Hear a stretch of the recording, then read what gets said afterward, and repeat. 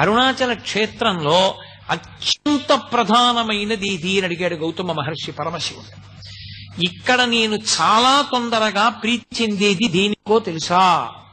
ప్రదక్షిణము చేత అని చెప్పాడు శివుడు. ఇక్కడ ప్రదక్షిణం చేస్తే అసలు దాని వలన వచ్చేటటువంటి ఫలితాన్ని చెప్పడం సాధ్యం కాదు. అది ఎంత ఫలవంతమో రేపు మీకు చూపిస్తాను.